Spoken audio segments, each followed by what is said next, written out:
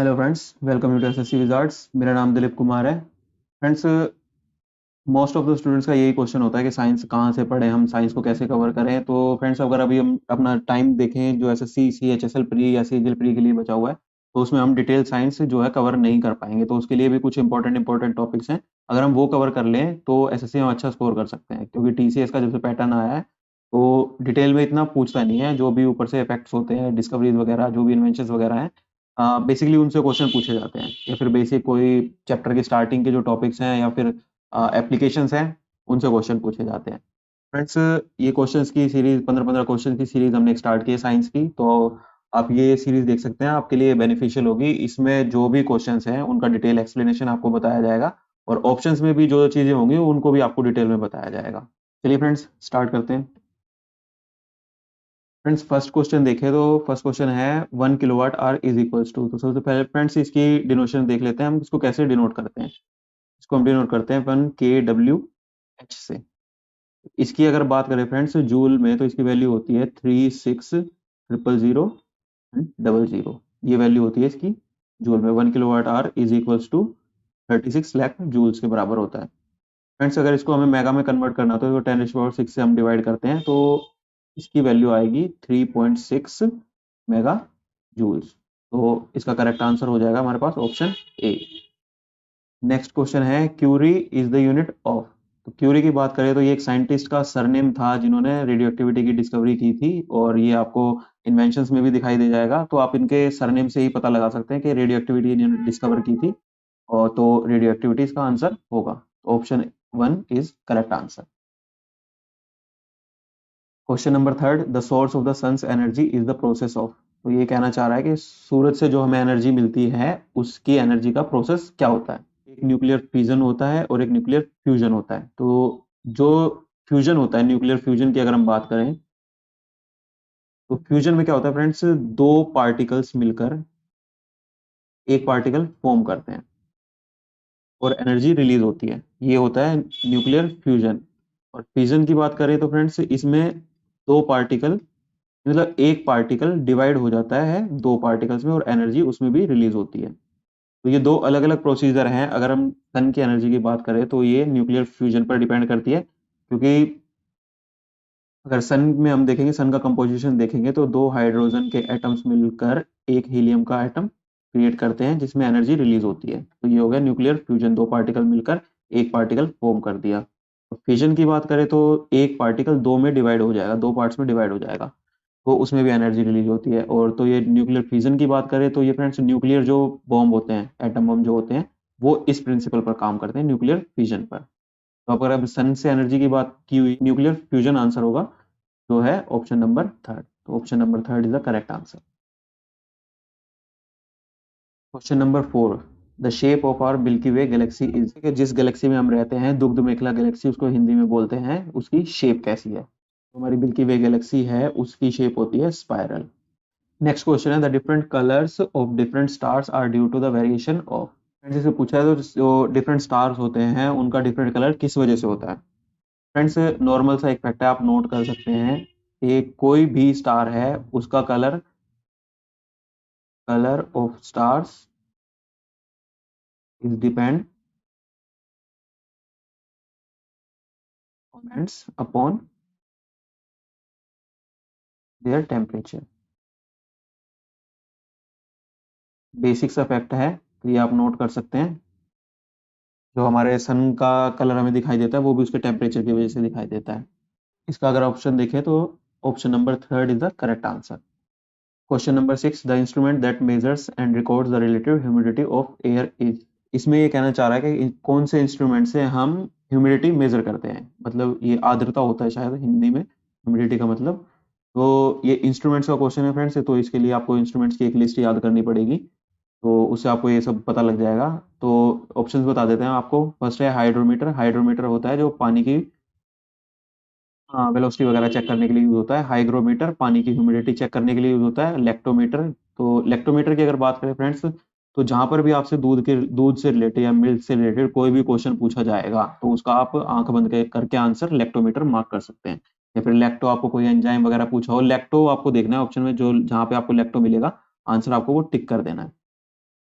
Barometer तो आपको पता ही है, प्रेशर मेजर करने के लिए होता है। तो अगर हम ह्यूमिडिटी की बात करें तो इसका आंसर हो जाएगा option number 2 is the correct answer. Question number 7, the substance which conducts current in the solid state is. Diamond की बात करें friends, diamond hardest of the substance known है, तो ये इलेक्ट्रिसिटी का कंडक्टर नहीं होता है। आयोडीन की बात करें, आयोडीन आयोडीन भी नहीं होता है। सोडियम क्लोराइड की बात करें, अगर ये पानी के साथ सॉल्यूशन है तो ये सोडियम क्लोराइड इलेक्ट्रिसिटी कंडक्ट कर सकता है। तो ऑप्शन बचता है हमारे पास ग्रेफाइट। तो ग्रेफाइट की अगर बात करें फ्रेंड्स, ग्रेफाइट का स्ट्रक्चर ही कुछ ऐसा होता है कि ये इलेक्ट्रिसिटी को कंडक्ट कर सकता है। तो ग्रेफाइट की और भी काफी सारी प्रॉपर्टीज है और ग्रेफाइट पर बहुत ही सारे क्वेश्चन बनते हैं। तो आपको ग्रेफाइट आपको अच्छे से याद करना पड़ेगा। कई बार आपको पजल करने के लिए आपसे पूछ भी लेता है कि पेंसिल का लेड जो होता है वो किस चीज का बना होता है। ऑप्शन में आपको लेड दे देगा और आप वहीं पजल हो जाएंगे, आपका ग्रेफाइट पे ध्यान ही नहीं जाएगा। तो आपको उस क्वेश्चन के लिए भी ध्यान रखना है। तो इस क्वेश्चन का आंसर है graphite is the correct answer. Next question है, which apparatus is used to locate a submerge object. ये कह रहा है जो पानी के अंदर ऑब्जेक्ट होते हैं उनको ढूंढने के लिए, उनको देखने के लिए किस ऑब्जेक्ट का यूज किया जाता है। तो इसका ऑप्शन, इसका आंसर है फ्रेंड्स सोनार। ये तो हम बचपन से पढ़ते हैं, इसकी फुल फॉर्म होती है साउंड नेविगेशन रेंजिंग सिस्टम। ये भी आपको फुल फॉर्म की जो हमने वीडियो डाली हुई है आपको उसमें मिल जाएगा इसका फुल फॉर्म, वहां से देख सकते हैं आप। Next question is optic fibres are used in. Optic fibre का यूज कहाँ पर होता है। तो ये कुछ ऑप्शंस दिए हुए हैं। नंबर 1 ऑप्शन है कैट स्कैन्स, सेकंड ऑप्शन है X ray photos, third option ultrasound scans, fourth option is endoscopy. तो ऑप्टिक फाइबर की बात करें तो फ्रेंड ये फिजिक्स का बहुत ही इंपॉर्टेंट टॉपिक है और इससे काफी क्वेश्चन बनते हैं, लाइक किस प्रिंसिपल पे ये काम करता है और किसने इसकी डिस्कवरी की थी और किस लिए इसका यूज होता है। तो इस क्वेश्चन की बात करें तो फ्रेंड इसका आंसर है option number 4 endoscopy. Optic fibre endoscopy में यूज होता है। Which of the following used in oven. जो हम घर में ओवन यूज करते हैं खाना वगैरह बनाने के लिए या खाना गर्म करने के लिए, उसमें कौन सी वेव्स का यूज होता है। तो ऑप्शंस हैं X rays, UV rays, microwaves और रेडियो वेव्स। तो इसका तो आप आंख बंद करके आंसर मार्क कर सकते हैं, क्योंकि ओवन जो होता है घर में हम उसको माइक्रोवेव भी बोलते हैं। तो इसका आंसर हो जाएगा ऑप्शन नंबर।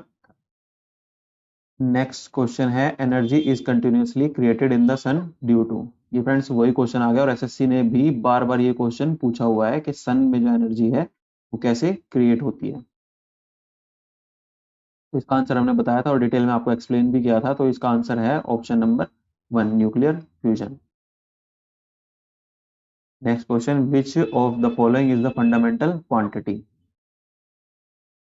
चलिए पहले फ्रेंड्स इस चीज को हम एक्सप्लेन कर लेते हैं, फंडामेंटल क्वांटिटीज होती क्या है। फंडामेंटल क्वांटिटीज की बात करें तो फ्रेंड्स ये वो बेसिक चीजें हैं जिनसे हम किसी भी चीज को मेजर कर सकते हैं।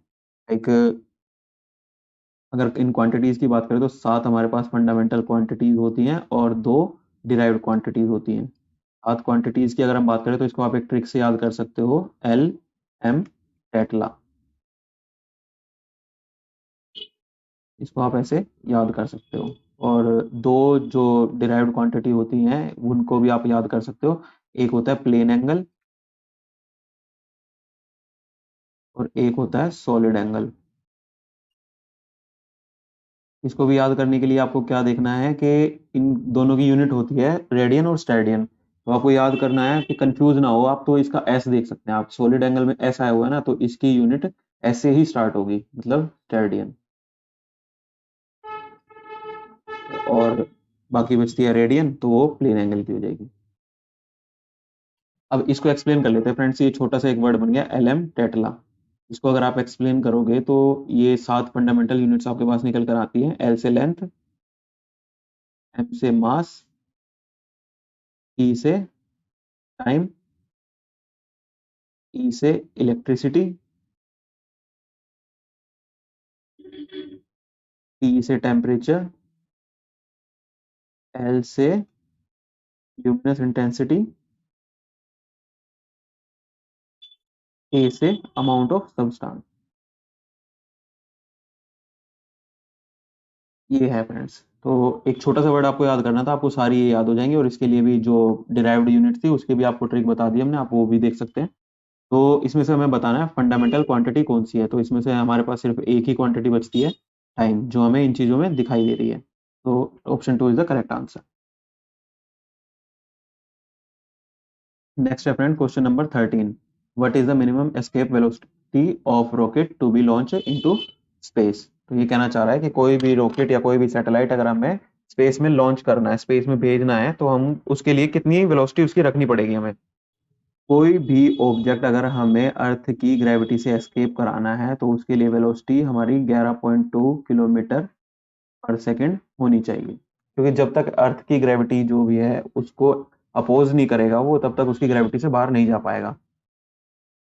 तो मिनिमम वेलोसिटी जो हमें चाहिए अर्थ की ग्रेविटी से बाहर जाने के लिए 11.2 किलोमीटर पर सेकंड चाहिए होती है। तो यहाँ पर देख सकते हैं आप, ये नहीं हो सकता, ये नहीं हो सकता, option number third is the correct answer. Question number 14, instrument use to measure the force and velocity of the wind is. ये कह रहा है हवा की तीव्रता और उसका जो भी फोर्स वो एक्सर्ट करता है वो हम किस इंस्ट्रूमेंट से मेजर करते हैं। तो एमीटर का आपको पता है ये करंट मेजर करने के लिए होता है। सेकंड है एनेमोमीटर, ये विंड की वेलोसिटी के लिए होता है। एल्टीमीटर हाइट के लिए होता है। ऑडियोमीटर साउंड के लिए होता है। तो इसका ऑप्शन हो जाएगा ऑप्शन नंबर 2 करेक्ट आंसर। और ये फ्रेंड्स बहुत ही इंपॉर्टेंट क्वेश्चन है। नेक्स्ट क्वेश्चन और last question, while catching a ball a player pulls down his hands to lower the. मतलब ये कह रहा है कि बॉल को कैच पकड़ते टाइम जो प्लेयर होते हैं वो अपने हाथों को नीचे की साइड क्यों झुकाते हैं, तो बॉल के साथ साथ नीचे क्यों ले जाते हैं।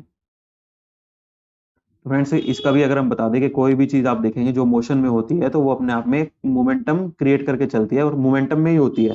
तो उस मोमेंटम को रिड्यूस करने के लिए क्या होता है कि जो भी बॉल वगैरह कैच करने की कोशिश कर रहे हैं वो, तो उसके साथ साथ उनको अपने हाथों को भी नीचे लेके जाना होता है, क्योंकि अगर वो ऐसा नहीं करेंगे तो मोमेंटम, जिस मोमेंटम के साथ बॉल आ रही है और वो उसके हाथ बीच में हाथ लगाएंगे तो वो बॉल ये भी हो सकता है कि हाथ पर टिप करके नीचे चली जाए या फिर हाथ में बड़ी जोर से चोट लगे।